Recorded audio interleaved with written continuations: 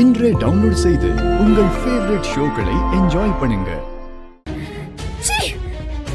பவானி, நீங்க எதுவும் சொல்லி என்ன சமாதானப்படுத்த வேண்டாம். இத்தனை வருஷமா திட்டம் போட்டு ஒவ்வொரு காயா நகர்த்தி இந்த இடத்துல வந்து நிக்கிறோம். விடிஞ்சா கல்யாணம். அந்த பாரதியும் துறையும் ஆளுக்கு ஒரு பக்கமா நின்னு நம்ம கண்ணுல வரல விட்டு ஆட்டிக்கிட்டு இருக்காங்க. இவங்க 2 பேரையும் ஒழிச்சாதான் நம்ம நிம்மதியா இருக்க முடியும். நீ சொல்றது எனக்கு புரியுது பவானி. இப்ப நம்ம கோபப்பட்டோ டென்ஷன் ஆகியோ எதுவுமே நடக்க போறது இல்ல. அதுக்கு பதிலா காரியத்துல கண்ணா இருக்கணும். எங்க போனாலும் அந்த பாரதி மோப்பம் படிச்சு நம்ம பின்னாடியே வந்துடுறான். தப்பு நம்ம மேல இருக்கு பவானி. மித்ராவும் ஆதியும் இந்தியாவுக்கு வரப்போறாங்கன்னு தெரிஞ்சதுக்கு அப்புறமும் அந்த பாரதிய சுதாகர் ஆபீஸ்ல வேலை பார்க்க விட்டோம் பாரு, அதுதான் இத்தனை பிரச்சனைக்கும் காரணம். ஆதி எல்லாத்தையும் மறந்துட்டான். இனி பாரதியை பார்த்தா எந்த பிரச்சனையும் இருக்காதுன்னு நான் நினைச்சேன். பாரதி நம்ம கண்காணிப்புல இருக்கிறதுக்காக தான் நான் அப்படி பண்ணேன்.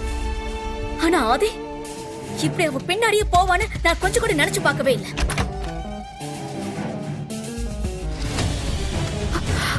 என்னாச்சு? அந்த துரையை புடிச்சிட்டாங்களா? அவனால நமக்கு எந்த பிரச்சனையும் இல்லல்ல? இல்ல, அந்த ரஸ்கல் தப்பிச்சிட்டான்.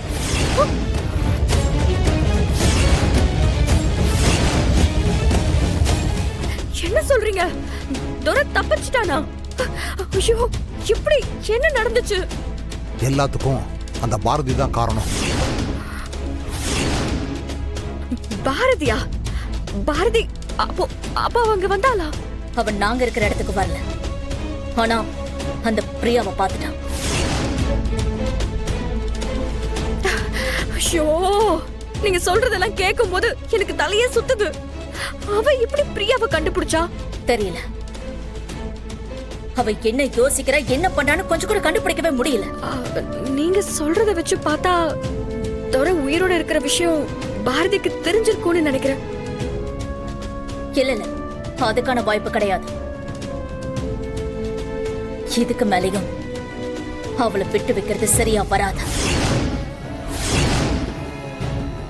அவ வர ரொம்ப கொடுச்சு கொடுக்கறா நமக்கு. அவளை எப்படியாவது இங்க இருந்து துரத்தி ஆகணும். அப்பதான் எந்த பிரச்சனையும் இல்லாம உன்னோட கல்யாணம் நல்லபடியா நடக்கும். பாரதி பிரியாவை பார்த்துட்டான்னு சொல்றீங்க?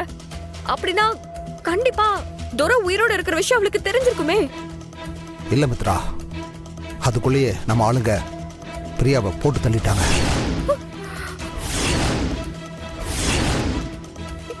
என்ன, பிரியாவை கொன்னுட்டீங்களா?